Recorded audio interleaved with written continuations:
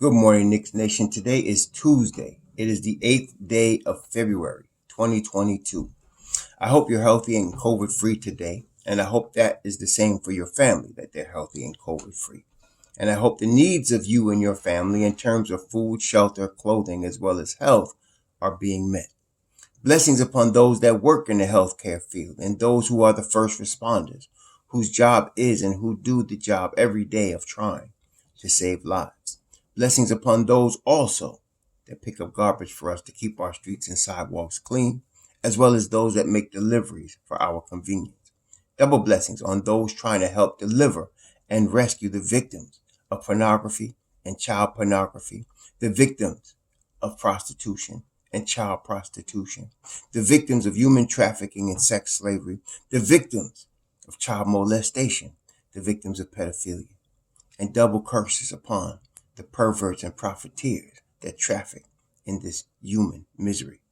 Finally, blessings upon the homeless, nearly 600,000 men, women, and children on the streets of the United States today without a roof over their head, and millions around the world in similar or worse conditions. Blessings upon them, for theirs is the kingdom, and blessings also upon those who are trying to help. There was a basketball game last night. Our New York Knicks lost to the Utah Jazz 113 to 104. And it's a story that we've been seeing for a minute, all season, basically. All season. Julius Randle turned the ball over. How many times did he turn over last night? 5. He had 30 points. He had 30 points and 6 rebounds and 5 assists and 5 turnovers. He was -3 turnovers at the most inopportune time, taking many bad shots. Emmanuel quickly is not the player he was last year. He is also not a point guard. And yet, the New York Knicks coaching staff, led by the head coach, seem to think he is. But they're the only ones that think he is.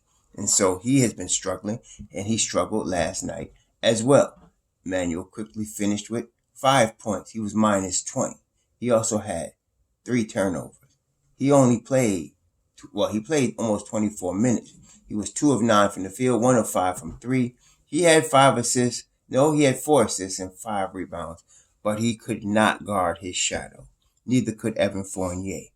Neither could a lot of the Knicks. The only bright stars were R.J. Barrett. R.J. Barrett was -1, finished with 23 points, 7 boards, 6 assists, 1 turnover, and Mitchell Robinson, who was one of the few players on the Knicks that was plus. He was +7. He had 19 points, 21 rebounds, tying his career high. He had 21 rebounds, I think, in his second year on the Knicks. He had 21 rebounds again. And then last night, included in those 21 rebounds, were 10 offensive rebounds, 3 blocks, 2 steals, and an assist, and a whole bunch of intimidation. So that's the story we've been getting for a minute now. And then of course, when they did try to make a run, at the most inopportune time, Tom puts back in Emmanuel quickly and Julius Randle, and of course, mistakes happen and we lose the game. So that was the game right there. But this particular time of year is the trade season. And yesterday, I had heard this rumor, I think 2 days ago, but it was yesterday that I saw one of my 3 guys, Woj, mention that the Knicks were heavily involved in talks with the Portland Trail Blazers for CJ McCollum. Now, I wouldn't pay attention to it except that fact. CJ McCollum is a real thing now. So we have to look at this. Now, the thing about CJ is, before we get into it, is he is a shooting guard. He's a small shooting guard. He is not a point guard. Now, him and Dame Dollar, they kind of play off each other. Dame Dollar also point guard, and then mostly point guard actually, and then shooting point guard, like a Stephen Curry mold is Dame Dollar. And so everybody yesterday was looking at McCollum as a point guard, and he's really a shooting guard. But I'm thinking also, I have to be honest, that if he comes to the Knicks, he'll be playing the point. Okay. I'm not sure how effective he will be in that position because he is a natural shooting guard. I mean, we're already seeing Emmanuel quickly trying to play the point, and he's really not. And we already seeing the results of that. But that being what it made. Oh, before we get into CJ, one more thing. Cam Reddish did play yesterday. The thing about Cam, and I still say the same thing, a player shouldn't get on the court with pressure to perform like a superstar before he's going to get more minutes. And I'm going to tell you what else. Cam Reddish going to play some more. I mean, he wasn't the best last night. He was forcing himself a little bit into the game because the Knicks, whoever point guards they had weren't looking for him really. Okay. And so I could see the frustration, that he played with yesterday. He ended up with 6 points. He was also minus 21. It wasn't anywhere near what Cam Reddish could do. He's not the off the bench microwave scorer. See, there are guys that get paid to do that, like a Lou Williams, like a Jamal Crawford, that get paid to come off the bench and light it up. But that's why they get paid to do that, because that's what they do. That's not him. He's a guy that needs to be in the flow of the game. He's a guy that needs to play. He's a guy that needs those heavy minutes, okay? And so I'm hoping after this trade deadline, we could really see what Cam could do, but giving him consistent minutes. Don't make a judgment on him. I guess what I'm saying is based on what you saw last night, because that wasn't a good indication of Cam Reddish. He's really pressing because he hasn't played. I mean, as of last night, I think he had like 4 DMPs in a row, something like that. So, he's pressing to try to play. And, this is one of Tom Thibodeau's weaknesses. And I think that, like I said, between today, now it's the 8th, we got 2 days till 3:00 Thursday. I think Leon's going to have to help him out because this guy, Tibbs, once he gets focused on something, he just can't let it go like a pit bull, So, you got to help him out by cleaning up some of this roster, which brings us back to CJ McCollum. So, CJ McCollum, 20-point career scorer, 20-point game scorer year in, year out. He's 31 years old. The thing about him is that he's getting paid a ton of money. But he's only getting paid that ton for the next 18 months, right? So he's halfway through his $33 million this year. So he's got about $16.5 million this year and $35 million next year. So he's like $52 million over the next year and a half, which is good in a sense. I mean, it sounds crazy, but it's good in the sense if we can obviously we have to meet that salary. Okay. But it's good in the sense that we're only dealing with him for a year and a half. If he's effective, he's going to help us, right? And now let's talk about realistically.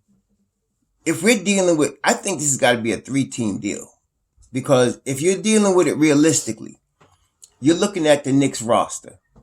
Julius Randle's the highest paid player at $22 million. I'm quite frankly getting sick of him and his body language and all of this up and down, this mental stuff, man. So y'all see, I saw after the fact that video with him and the assistant coach and him, that body language, I don't care what they claim happened. We've been seeing that all year. This body language is bad. Okay, period. End of story. And I'm pretty sick of it. I know a lot of y'all are too. So if they moved him, I wouldn't have a problem at this point, but I don't think they're going to do it. I mean, realistically, I think they're going to wait until the summer, maybe on draft night, maybe on free agency. They're going to do something then. One more thing. Forget Malcolm Brogdon. Malcolm Brogdon cannot be traded this year until in April, which is after the trade deadline, which means he can't be traded this season really until the season's over.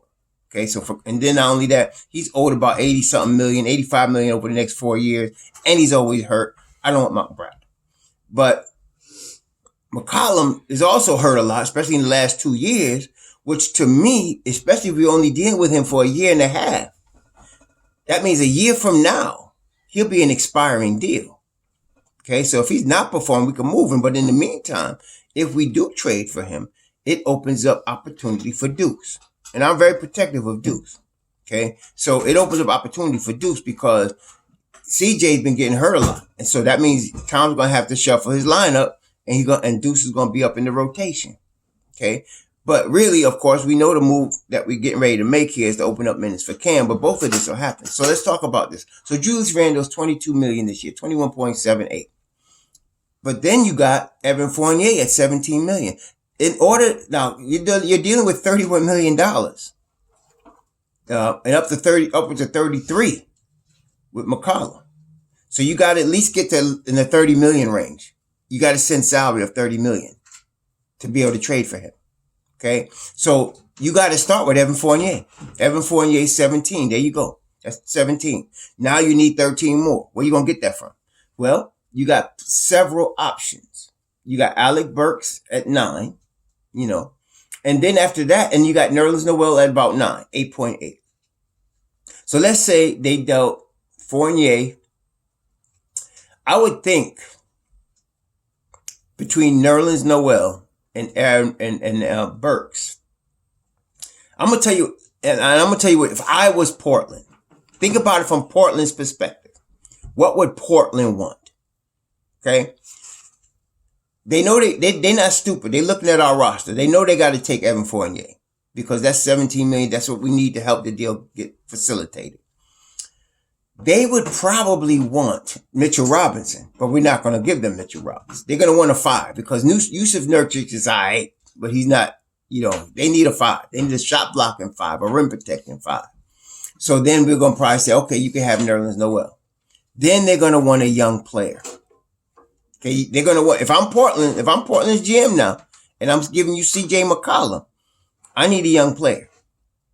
Okay, and as we saw yesterday, Miles Turner went to Toronto for Malachi Flynn, an expiring deal in Goran Dragic, and draft picks.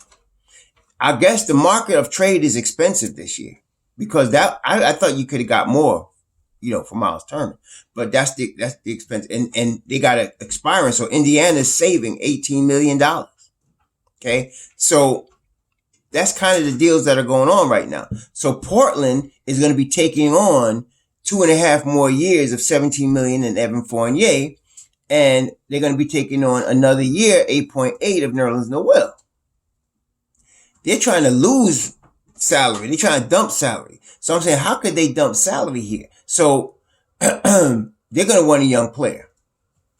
Okay, and that's why I say this might be a 3-way trade because Portland wants to dump salary. But I'm just telling you what needs to be done to make the deal go through at all, right? So you're going to probably look at Evan Fournier, Nerlens Noel, and I'm looking at the young players. Now, let's go one at a time. Obi Toppin. If I'm Portland, I would want Obi Toppin because he's a 4. They just traded away Robert Covington, who was playing 4 for them. They got Nasir Little, who is an undersized 4. He's undersized. He really is a 3. But he plays like a 4. He's like a Dennis Rodman style player. Not really a big offensive player. Defensive player. Rebounder. All of that. So I would want Obi Toppin. The Knicks might balk at that. And then, so Cam Reddish cannot be traded unless he's being traded 1 for 1. That's the rule I read. So you can't include him in part of a package right now. Not this year. So he can only be traded him for another player straight up. That's not going to happen. So Cam Reddish is off the table. You could forget RJ. He's not going nowhere. Mitch Rob isn't going nowhere, right? So that's that. Quentin Grimes. He ain't going nowhere, right? No. That's a no. He's probably the most valuable rookie we got right now. So that's it. I don't think Miles McBride moves the needle in terms of his salary, so I don't think he goes. But you're going to have Anthony Simons starting. Okay. You're going to have Dame Dollar back eventually. A third guard, a guy off the bench that can shoot. Or at least they think he could shoot. I think Emmanuel Quickly might be included in this package. Now, if you do that, if you send CJ McCollum, like I said, I think this is going to be a 3-team deal because I don't see Portland doing this to add to their salary. They're trying to reduce. So if you add a third team to this, and they get to reduce salary, and I think they could do that. There's if you put I was looking at this, if you add a third team, and you add, let's say you add a Utah to it, and instead of Nerlens Noel, you're moving Alec Burks, right? So you say CJ McCollum to the Knicks. Okay. You say, Alec Burks Alec Burks to Utah. Let me see. Let me go get this now. Alec Burks to Utah. Then you say Emmanuel Quickly to Portland. Okay. And then you say Joe Ingles. What's his name? Joe Ingles to Portland. So now Joe Ingles goes to Portland with Emmanuel Quickly. Then you send Evan Fournier to Portland. And the trade works because now they're going to get an expiring deal in Joe Ingles, and they're saving that $13 million. Now, I know Portland got an exception of about $9 million for Ingles because of his injury. I don't know if that doesn't mean he can't be traded, but you're sending Fournier, Quickly, and Ingles, which is an expiring deal, to Portland. Utah gets Burks, which I think they want him anyway. I think they like him, and he was drafted there, and he likes it there. And then we get McCollum. Now, that works on all parties, see? But at the end of the day, for the Knicks, you're sending out Fournier, Emmanuel Quickly, and Burks. So now you can't really include Nerlens Noel. I mean, unless Utah decides they want Nerlens Noel, but you can't include him in that deal, okay? But and that's the way I see it playing out. Because if I am Utah, I don't have a problem with Alec Burks. I want Alec Burks. They could use him. If I am Portland, I'm trying to shed salary. So they just saved a good $18 million in that deal they went with Clippers. So now you do this one here, they saving another $13 million. So now they trim 32 million off their books. Then they have Nurkic is a $12 million expiring deal right now. So then they're gonna knock off Justice Winslow's gonna be gone. They're gonna trade him. He's been hurt all his career, and so they're gonna get rid of him at the end of this season. And so you got a couple of expiring, and Eric Bledsoe, his $18 million is gonna be gone too. So if I'm Portland, I'm reducing the salary. I'm getting under. They're gonna want to get. They're over the tax right now, so they want to get under the tax. Okay, the Knicks at the end of this deal will be at 122 million. They're over the cap, but they're under the tax. Utah's more in win now mode. They're at 148 million. They're in tax territory. So they're in tax territory, but they're in win now mode because they're trying to keep Donovan Mitchell happy. Okay. So that's how all of that works right now. So I can see now the Knicks starting in that regard. If the deal went down, like I just said, I am going to say McCollum starts at the point. It'll be either Grimes or Cam, but knowing Tibbs, Cam didn't earn it. And that whole earn it thing is getting on my nerves too, because he got players playing that ain't earned jack. But Grimes starts at the 2 for now. Eventually it will be Cam, but Grimes starts at the 2 for now. RJ at the 3, Mitchell Robinson at the 5, and then of course you got our problem child, Julius Randle at the 4. Okay, now, but until D Rose gets back, now you're going to have Deuce in the rotation. He's going to be playing in the rotation in Mobb Deep with, it's going to be Deuce, Obi, Cam. You're going to have all of that there. And knowing Tibbs again, you'd like to see Jericho Sims, I know, but you're not going to see him. You're going to see a big bunch of Taj Gibson. Okay, that's what you're going to have. You're going to have Obi, Taj, you're going to have Cam and Deuce. That's what you're going to have in your second unit. Quentin Grimes starts, and of course CJ McCollum starts. And then when D Rose gets back, of course he moves into Mobb Deep. I'm not sure how that would affect. I still think, in that scenario, Deuce will get time. I think he'll still get time in that scenario. He won't be buried, in the bench like he is right now with Cam. So if they do this, that's the way I see it's got to happen, because you got to move, the salaries have got to match. And that's why I think the third team would have to be involved. A third team, because Portland's trying to shed salary. They want an expiring deal. And that's why I say the third team, because Joe Ingles represents the expiring deal. And if you want to trade, change Utah for any team with an expiring deal, if somebody, and you just look up all of the expiring contracts and you'll, pick a guy because a guy that's either hurt or out of the rotation of whatever team, and he's an expiring contract. So if you could, let me see. If you see 2020, yeah, so you can pick a guy. So you look an expiring deal, like Gary Harris is expiring deal. Gordon Johnson just got traded. Richie Rubio got traded. Andre Iguodala, Thaddeus Young, Patrick Beverly. I just traded Joe Ingles, so he's still, and Torian Prince, TJ Warren, Jeremy Lamb. All these are expiring contracts. Thomas Satoransky, that's a $10 million expiring. So any of these guys could help facilitate a trade. And then, of course, you got Oklahoma City. Derek Favors at $10 million is an expiring deal. See, that's another. So I use Utah because I'm trying to get rid of Burks too. But that's what I'm saying. Portland needs expiring contracts. That's what they're looking for. They're looking for expiring contracts. Okay. The Knicks has got to send out $30 million.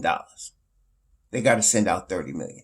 And so, cause our guys like at 31, 33 million. So you got to send out, let's say, around $30 million. That'll get the deal to work. And so, if this happens, I don't mind that at all, because to me, I'm getting rid of Alec Burks.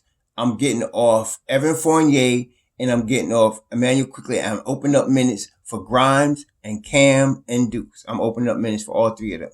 And I don't mind that at all, So at the end of the day, and then you're dealing with CJ McCollum, who has been injury prone, for the last 2 years.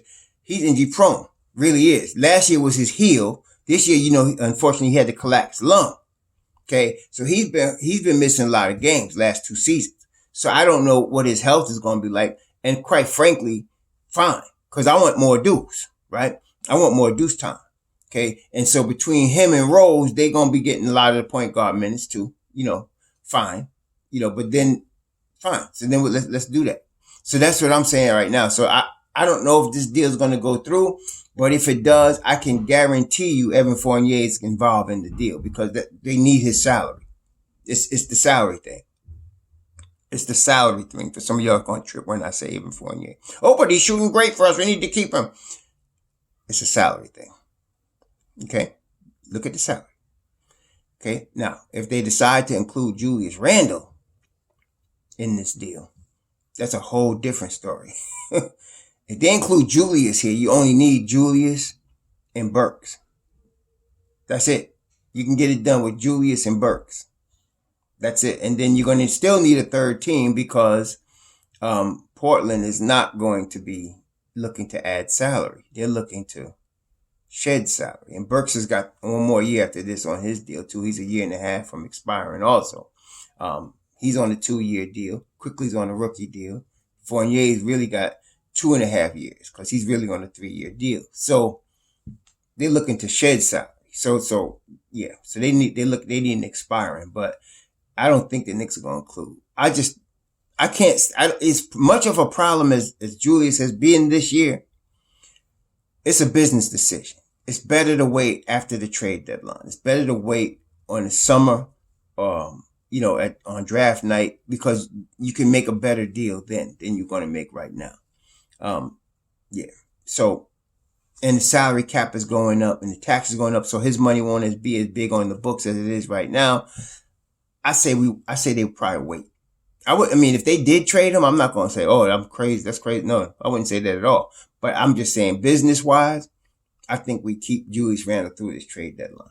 But if you're looking at CJ McCollum, there is no way that Evan Fournier is not involved in that trade. He's got to be gone. Okay. And so, yeah, that'll be that. And in that regard, if we're able to get Fournier, Burks, off the team, and I'm telling you right now, Kemba, I'm just assuming they're going to make a separate deal somewhere for Kemba Walker. I don't know who, what, whatever, but I'm assuming he's gone. So you're talking about Kemba Walker, Evan Fournier, Alec Burks, mistake cleaned up, and now we move forward. That's what I see happening. Okay. So that's if they actually pull the trigger on a deal. Portland might get a better deal somewhere. Like I said, some of y'all was looking at Miles Turner. I wasn't, because I love Mitch Rob, but he went to Toronto. apparently that's the best deal they got for him. That's the best deal they got. Okay, so they went and dealt with Toronto on that, and they getting Malachi Flynn on a rookie deal, and they getting Goran Dragic on an expiring deal, and they getting draft picks. Indiana's doing it right. Okay, so that's that. Malcolm Brogdon's off the table. They can't move him, and we don't really want him, honestly, not for no 4 more years. And trade, and he's always hurt. So that's that. Yeah. So but movement's gonna happen. The Don's up to something. It's just driving all of us crazy because we'd like to see it happen as quick as the Cam Reddish deal happened. But I have a feeling we might be waiting until the 10th.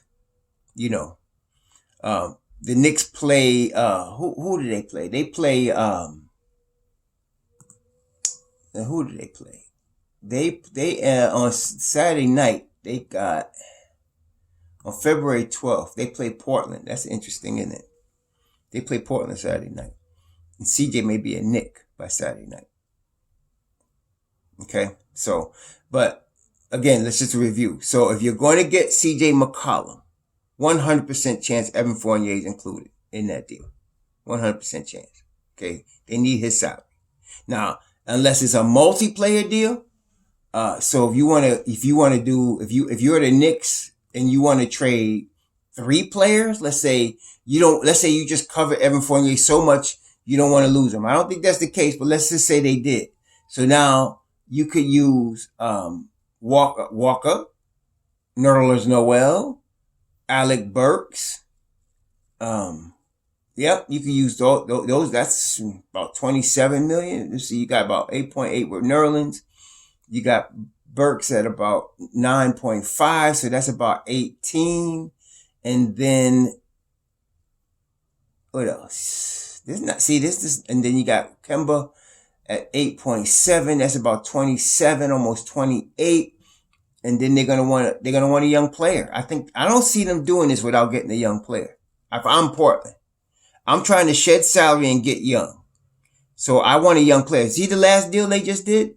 That they just did with the Clippers. They got what did they pick up for that? They got they got Keon Johnson. See? They got Keon Johnson out of that deal. Some of y'all love Keon Johnson, right? So I think he's out of Texas, right? So they got a young player. And again, they're gonna do the same thing here. If we deal for McCollum, they want a young player. And they can't, and I'm saying RJ's off the table, Cam's off the table. I don't want them to move Deuce, but I don't think he moves the table too much anyway. But they're going to want to, and I can see them wanting a shooter off the bench. So to me, IQ is the most likely candidate if they're going to move a guy that's a young player. So again, think about it if you're the Portland GM. You don't want to be fired now, right? This ain't NBA 2K. So you got to make a solid move. You got to go to your owner and say, this is why we made this move. Well, why you make this move? We're shedding salary and we're getting a young player and draft picks. Okay, we're rebuilding. Yes. We're going to get under the tax. The owner's going to like that. Okay. So that's what he's pushing for from his side. Okay. So I'm thinking Evan Fournier I'm pretty sure if they do this deal, Fournier is gone. They do this deal. Fournier is gone. He's gone. Okay. And then the next move would be after they do a trade like this is Kemba. They got to move Kemba. So there's that too. And an expiring deal, for Kemba or somebody that can absorb him. Dallas got a $10.8 million trade exception. He could be a good off the bench player, shooter, for Dallas. Okay. There you go. So yeah, all of that. So you're going to see a lot of activity between today and Thursday at 3:00. A lot of activity. But I like the deal for some, as I'm thinking about it now, I like the deal for CJ McCollum. I just want to see if they actually, Woj is saying they're among the leading candidates for CJ. At the beginning of the day, it was Ian saying teams expect the Knicks to talk to Portland about CJ. But then Woj came on and said, no. The Knicks are heavily involved in talks. That were his words. See, I listened to every word they said. The Knicks are heavily involved in talks for CJ McCollum. Okay, so That's something serious. And so thinking about what Portland wants and what the Knicks want, as far as what Leon wants, in terms of getting Cam into rotation, and probably Deuce too, this works on both sides. But you're going to need a third team. You're going to need an expiring deal from somebody to make this work. And we'll see how this plays out. But Evan Fournier will not be a Knick after if they get CJ McCollum, Evan Fournier is not going to be a Knick after Thursday. Okay. And like I said, I hope they move Fournier, Burks, and, move all two, Mo and Kemba, move all three of them. So at this point though, there's going to have to be a third team involved, but we'll see what happens. Crazier things have happened, but this is more important than the Knicks getting beat by, last night. They played well. I mean, it's like I said, they play like a young team. Come out like gangbusters or play really well for, 24 minutes, 36 minutes of the game. Then lose it at the end. Okay? They've been playing like that. And part of the problem, again, is who is in the rotation and who is our coach leaning on. He leaned on the wrong cats. I think we all agree with that. But whatever. Leon will help him. Leon about to help him. And tonight we playing the Joker. The Joker, historically, he's MVP, we know. But before he was even known, he was a Knick killer. Before he was even known as the MVP, he was a Knick killer. He's a Knick killer to his heart. Now, right now we got Mitchell Robinson playing at a high level. Very high level, man. And last night, one of the things that was killing me is the lack of perimeter defense. It was killing us last night. And oftentimes, one time, Julie's just looking around. It's almost like he's walking and he don't know where he is on defense. He's playing like Kevin Knox used to be on defense sometimes. And he's just looking around, and Mitch has now got two. It's like a 2-on-1 break, even though two guys was back because Julie's wasn't even paying attention. Anyway, we'll see what happens tonight in Denver. Doesn't look good. But like I said, that's the subtext. The real deal here is what we're going to do by this Thursday. And if we're going to end up getting some of these kids to play. That's the real situation. So that's what I'm keeping my eye on. Okay, they might beat Denver. They might get beat. Oh, whatever. We kind of already know what's going to happen. He's going to say, he's going to put the same starting five out there. Kemba Walker's going to be out there. And then all of a sudden, we're going to either get in the deficit or start off good, then get in the deficit. Mobb Deep's going to play good, get us back in the game. Then all of a sudden, you're going to take them out, put the starters back in. We're going to close. It's going to be a close game. We lose. RJ Barrett gets 25. Mitch Rob gets, double-double. Julius gets 30 points. 5 turnovers. It's going to be the same thing, y'all. And then you're going to have times where we just got to play harder. Up next game. Come on. How many times you going to see that soap opera? So anyway,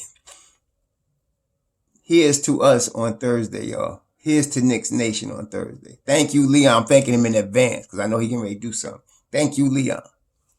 Sure.